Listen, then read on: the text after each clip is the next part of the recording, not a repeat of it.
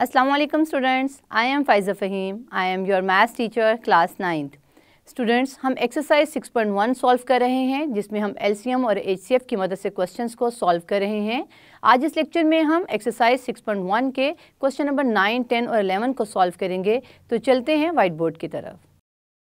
Students, exercise 6.1 के question number 9 को solve करने से पहले रिलेशन को रिवाइज कर लेते हैं। Relation between HCF and LCM क्या था? एलसीएम और एचसीएफ की जो प्रोडक्ट थी वो किसके इक्वल है? दो अलजेब्रिक एक्सप्रेशंस की प्रोडक्ट के। तो इस एक्सप्रेशन की मदद से, इस रिलेशन की मदद से हम जो है क्वेश्चन नंबर 9 को सॉल्व करेंगे, जिसमें हमारे पास एक p इंटू एक्स जो है वो एक्सप्रेशन गिवन है और एक q into x polynomial expression given है। हमने यहाँ पर और एचसीएफ भी गिवन है, ये हमारे पास क्वेश्चन में तीनों वैल्यूज गिवन है। हमने फाइंड क्या करना है? एलसीएम को फाइंड आउट करना है। तो हमने देखा कि हमारे पास रिलेशन में हमने ये समझा था कि अगर हमारे पास तीन वैल्यूज नोन हो तो हम जो चौथा है अननोन उसकी वैल्यू को फाइंड आउट कर सकते हैं। यहाँ पर हमारे पास p की वैल्यू गिवन है, q की वैल्यू गिवन है और एचसीएफ की वैल्यू है। तो यहाँ पे अननोन क्या है? एलसीएम है। मैं पहले यहाँ पर रिलेशन लिखूंगी, एज वी नो डैट कर सोल्यूशन एज वी हैव करके लिख लेते हैं। As we have p into x और q into x is equal to LCM multiply by HCF. पहले हम रिलेशन का बताएंगे, फिर हम कहेंगे कि हमने क्योंकि एलसीएम फाइंड आउट करना है तो एलसीएम को एक साइड पर रहने देंगे और इसके साथ जो दूसरा एचसीएफ मल्टीप्लाई हो रहा है उसे दूसरी साइड पे ले जाकर डिवाइड कर देंगे। तो यहाँ पर आ गया एचसीएफ। अब हम इस जो है एक्सप्रेशन की मदद से फाइंड आउट करेंगे एलसीएम की वैल्यू को। तो यहाँ पर पुट करते हैं वैल्यूज को। यहाँ पे हम लिखते हैं putting the values, putting the values. ये वैल्यूज कौन सी होंगी जो हम पुट करेंगे? p इंटू एक्स की, q इंटू एक्स की और एचसीएफ की। तो यहाँ पर हम देख लेते हैं, हमारे पास p इंटू एक्स की वैल्यू ये है, q एक्स की वैल्यू ये है और एचसीएफ की वैल्यू ये है। अब यहाँ पे मैं पुट करने लगी हूँ p इंटू एक्स की प्लेस पर p इंटू एक्स की वैल्यू तो is equal to 10 into x square minus 9 into x square minus 3x plus 2। ये हमारे पास है p इंटू एक्स की वैल्यू। अब हम q इंटू एक्स की वैल्यू को पुट करेंगे तो वो है 10x into x plus 3 into x minus 1 whole square. ये हमारे पास p और q की वैल्यूज को हमने ऐड कर दिया है, पुट कर दिया है। अब एचसीएफ की वैल्यू हमारे पास क्या है? एचसीएफ हमारे पास है 10 into x plus 3 into x minus 1। यहाँ पे स्टूडेंट्स हमने फाइंड करना है एलसीएम को। तो यहाँ पर हमने कटिंग करनी होती है, ऊपर नीचे हमारे पास जो फैक्टर सेम है उन्हें हम कटिंग कर देते हैं। तो यहाँ पे देखेंगे तमाम फैक्टर्स आपस में क्या हैं? मल्टीप्लाई हो रहे हैं और यहाँ पे नीचे ये डिवाइड है डिनोमिनेटर में। तो जो सिमिलर वैल्यूज हैं वो है 10 और 10, x प्लस 3 से कैंसिल आउट हो गया। यहाँ पर x माइनस 1 1 है और यहाँ पे x माइनस 1 2 है, तो ये 1 x माइनस 1 के 1 से कैंसिल आउट हो गया। बाकी इसके पास x माइनस 1 एक जो है वो बच गया है। तो यहाँ पे स्टूडेंट्स जो वैल्यूज अब हमारे पास फैक्टर्स बच गए हम उन्हें यहाँ पे लिखते हैं 10x, उसके बाद क्या है x square minus 9 into x square, यहाँ पर x माइनस 1 भी है एक, उसको पहले लिख लेते हैं x minus 1 into x square minus 3x plus 2। जबकि डिनोमिनेटर में हमारे पास कोई फैक्टर नहीं बचा है। तो यहाँ पे अब हमारे पास जो आंसर आया है उनमें एक, अब अगर आप अलजेब्रिक एक्सप्रेशन देखें तो यहाँ हम इसको फर्दर जो है फैक्टराइज कर सकते हैं। तो यहाँ पर हम फैक्टराइज करके लिख लेते हैं x square minus 9 x minus 1। इसको अलजेब्रिक एक्सप्रेशन को जब मैं फैक्टराइज करूंगी तो यहाँ मैं लिखती हूँ x square minus 2x minus 1x plus 2। यहाँ हम इसे साइड पे रख के फैक्टराइज भी कर सकते हैं, यहाँ पे डायरेक्ट भी फैक्टराइज कर सकते हैं। X square minus 9 into x minus 1। वैसे तो हमारा आंसर यहाँ तक भी ठीक है, लेकिन आपकी बुक में आंसर जो है वो इसको फर्दर फैक्टराइज किया हुआ है। तो यहाँ पर हम देखें तो इन दोनों के फैक्टर्स क्या बनेंगे? x into x minus 2 minus 1 x minus 2,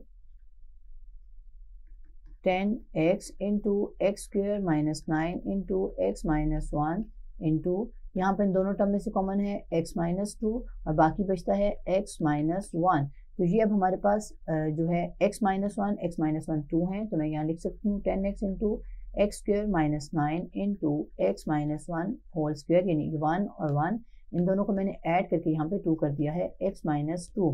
अब हमारे एलसीएम का जो आंसर आया है वो ये है। तो हमारे पास स्टूडेंट्स क्वेश्चन नंबर 9 जो हमारा वो सॉल्व हो गया है। अब हम इसका क्वेश्चन नंबर 10 को सॉल्व करते हैं। क्वेश्चन नंबर 10 है एक्सरसाइज 6.1 का। क्वेश्चन नंबर 10 में हमारे पास प्रोडक्ट है LCM and HCF two polynomials की, यानी एलसीएम और एचसीएफ की प्रोडक्ट गिवन है, यानी कि इन दोनों को मल्टीप्लाई करने के बाद हमारे पास जो एक्सप्रेशन है वो गिवन है।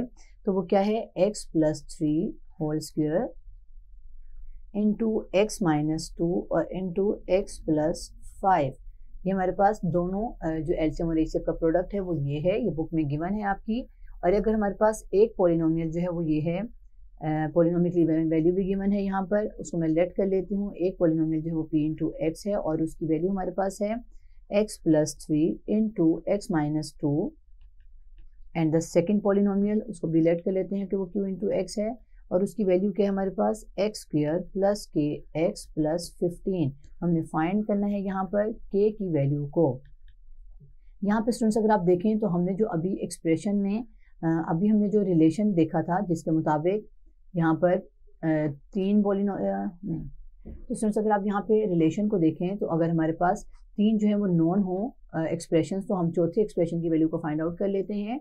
तो अब यहाँ पर हमारे पास जो क्वेश्चन नंबर 10 है उसमें p इंटू एक्स की वैल्यू भी है, q इंटू एक्स की वैल्यू भी है और इन दोनों का प्रोडक्ट भी है। तो अब हम क्या करेंगे, हमने इसी फॉर्मूला को यूज़ करते हुए, इसी रिलेशन को यूज़ करते हुए हम k की वैल्यू को फाइंड आउट करेंगे, क्योंकि हमारे क्वेश्चन में k की वैल्यू को फाइंड आउट करने का कहा गया है। तो यहाँ पर मैं सबसे पहले रिलेशन लिखूंगी, p into x q into x is equal to LCM multiply by HCF। यहाँ पर क्वेश्चन में HCF और LCM की जो प्रोडक्ट गिवन है उसकी वैल्यूज को पुट करेंगे। तो यहाँ पे मैं लिखती हूँ बाय पुटिंग द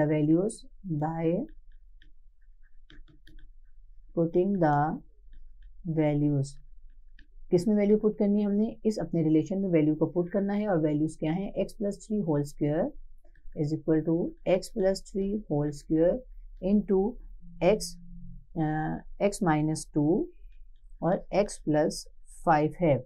इसी तरह से यहाँ पर px और qx की वैल्यू को पुट करेंगे।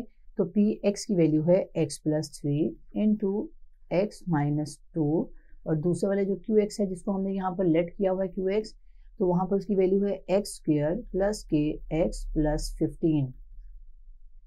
यहाँ पर हमने वैल्यूज को पुट कर दिया। अब हमने k की वैल्यू को फाइंड आउट करना है, इनको सिंप्लीफाई करके। तो यहाँ पर स्टूडेंट्स इसको हम फर्दर सिंप्लीफाई नहीं कर सकते, x + 3 whole square into x - 2 into x + 5 ही रहने देंगे। हमने फाइंड करना है k की वैल्यू को, जो कि इस एक्सप्रेशन के अंदर है। हम इस एक्सप्रेशन को एज इट इज रहने देंगे और इन दोनों को हम दूसरी साइड पे ले जाकर डिवाइड कर देंगे। तो आता है x + 3 इंटू x - 2, यहाँ पे लिखेंगे x² + kx + 15। इसको एज इट इज लिख दिया और इन दोनों को दूसरी साइड पे ले जाकर डिवाइड कर दिया है। अब हमारे पास जो कटिंग हो रहे हैं हम उन्हें कटिंग कर लेते हैं फैक्टर्स को। x - 2 से कटिंग हो गया, x + 3 इसके 2 है इसके पास, उनमें से एक x + 3 से हमारा नीचे वाला डिनोमिनेटर का फैक्टर कैंसिल आउट हो गया। ऊपर क्या बचता है, x + 3 इंटू x + 5 और इस साइड में हमारे पास है x² + kx + 15। अब हमने क्या करना है, नेक्स्ट स्टेप में हमने इन दोनों ब्रैकेट्स को जो प्रोडक्ट है फैक्टर्स, इनका प्रोडक्ट लेना है। और हमने यहाँ पे प्रोडक्ट सीखी थी अपने यहाँ पे हमने जो प्रोडक्ट्स सीखी थी अपने प्रीवियस लेक्चर्स में, उसके मुताबिक x को x से मल्टीप्लाई करें तो x² होता है। फिर इन दोनों टर्म्स को हम करते थे सम इनका, यहाँ पे है प्लस प्लस प्लस 5 + 3 8 और साथ में वेरिएबल की वैल्यू लिखते थे। फिर यहाँ पर हम क्या करते थे, जो हमारे पास ये 5 और 3 हैं दो टर्म्स, इनकी प्रोडक्ट लेते थे। पहले यहाँ पे सम लिया है, अब प्रोडक्ट लेंगे। 5 × 3 = 15 और साइन को भी मल्टीप्लाई करते हैं तो प्लस प्लस प्लस होता है, जो मैंने पहले ही प्लस लिख दिया है। ये हमारे पास जो प्रोडक्ट आई है ये इन दोनों फैक्टर्स को मल्टीप्लाई करके आई है। अगर आपको ये प्रोडक्ट समझ नहीं आ रही तो आप इनमें इस तरह से भी प्रोडक्ट कर सकते हैं कि x को x से पहले मल्टीप्लाई करें फिर 5 से, इसी तरह 3 को x से और फिर 3 को 5 से। तो जो हमारे पास एक्सप्रेशन आएगा उसको आपने प्लस माइनस कर लेना है।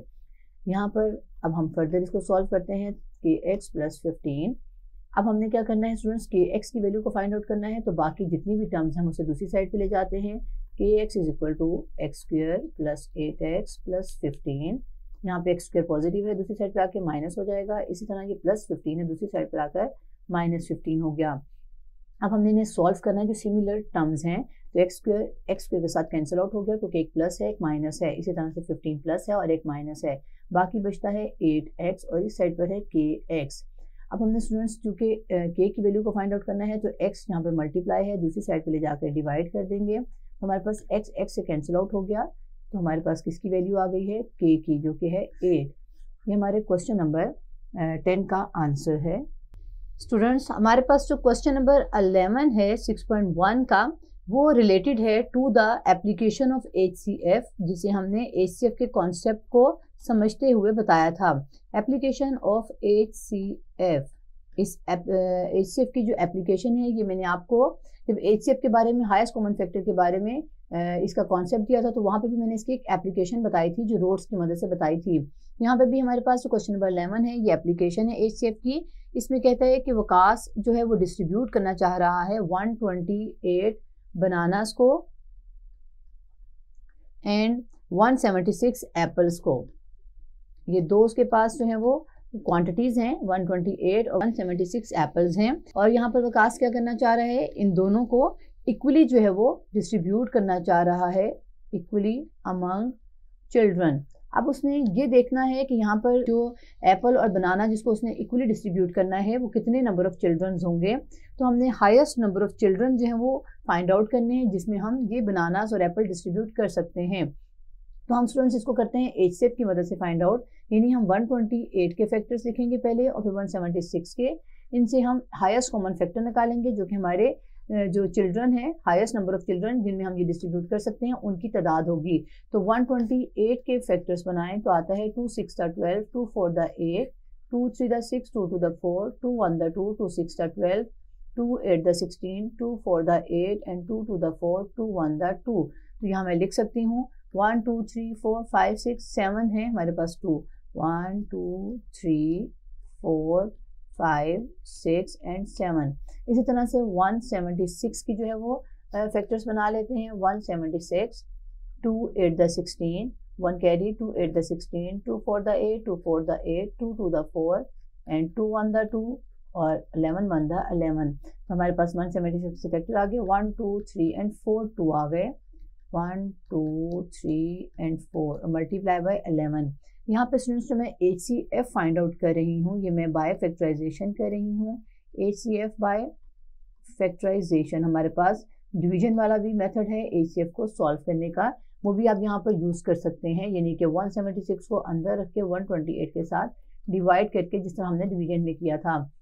लेकिन यहाँ मैं फैक्टराइजेशन से इनमें जो है वो हाईएस्ट कॉमन फैक्टर को फाइंड आउट कर रही हूँ। अब हमने क्या करना है नेक्स्ट स्टेप में, हमने इनके जो फैक्टर हैं, जो सेम हैं, जो कॉमन है, उनको लिखना है।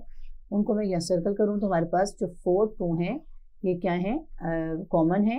यानी कि HCF क्या है, 2 2 2 and 2, 2 to the 4, 4 to the 8 and 8 to the 16। HCF हमारा जो हाईएस्ट कॉमन फैक्टर है इन दोनों 128 और 176 में, वो है 16। यानी 16 चिल्ड्रन हैं जिनमें वकास ने जो क्या है, क्या करना है, डिस्ट्रीब्यूट करना है।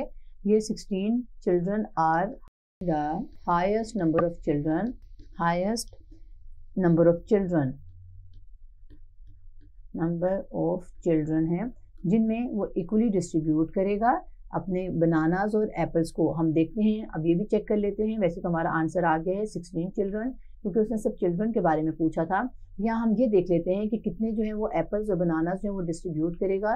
तो यहाँ पे साइड पे हम 128 जो कि बनानास थे उनको 16 पे डिवाइड करें तो हमारे पास आता है 16 को मल्टीप्लाई करते हैं 8 से, तो आता है 8 6 48, 8 4 8 1 1 और ये आ गया 12। यानी 16 8 का होता है 128। तो इट मीन्स कि जो 8 हैं बनानास वो हर बच्चे को वो देगा। 8 बनानास टू ईच चाइल्ड, क्योंकि चाइल्ड कितने हैं, वो हैं 16 और उसने इक्वली डिस्ट्रीब्यूट करना था, उसकी वजह से हमारे पास हमने HCF को फाइंड आउट किया है। इसी तरह से 176 को अगर हम 16 पे डिवाइड करें तो 16 1 16, 16 1 16 और 11 जो है वो एप्पल्स हैं जिनको वो हर बच्चे को देगा टू ईच चाइल्ड, क्योंकि वो इक्वली जो है वो डिस्ट्रीब्यूट करना चाह रहा था। तो यहाँ पर 8 बनानास और 11 एप्पल्स हैं वो हर बच्चे को जाएंगे। और यहाँ पर अगर आप देखें कि ईच चाइल्ड में हमारे पास टोटल कितने बच्चे हैं, 16 हैं। तो 16 को अगर आप 11 से मल्टीप्लाई करें तो अगेन 176 आ जाता है। 8 को 16 से मल्टीप्लाई करें तो हमारे पास आता है 128।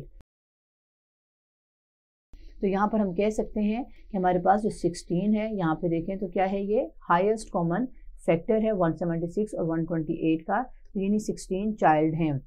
तो ये हमारा क्वेश्चन नंबर 10 भी कंप्लीट हो गया है। स्टूडेंट्स, आज इस लेक्चर में हमने एक्सरसाइज 6.1 के क्वेश्चन नंबर 9 और 10 में हमने एचसीएफ और एलसीएम के जो रिलेशन था उससे जो ड्राइव किए थे फॉर्मूला, उनकी मदद से हमने इन क्वेश्चंस को सॉल्व किया। और क्वेश्चन नंबर जो हमारा 11 था उसमें हमने एचसीएफ की मदद से क्वेश्चन को सॉल्व किया है और हमारी एक्सरसाइज कंप्लीट हो चुकी है। नेक्स्ट लेक्चर में हम न्यू एक्सरसाइज स्टार्ट करेंगे। तो see you again in next lecture.